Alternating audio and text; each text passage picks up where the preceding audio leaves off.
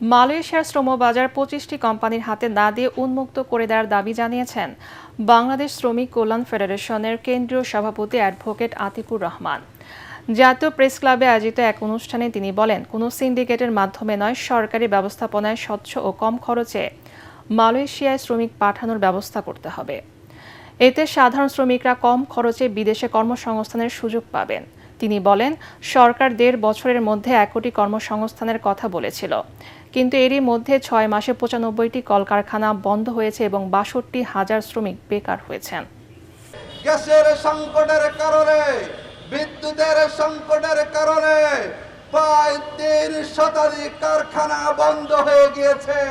হাজার হাজার শ্রমিককে চাকরি হারিয়ে তাদেরকে আজকে বেকারত্ব গ্রহণ করতে হয়েছে। হয়তো সময়ের ব্যবধানে আমাদেরকেও সরকারের বিরুদ্ধে রাজপথে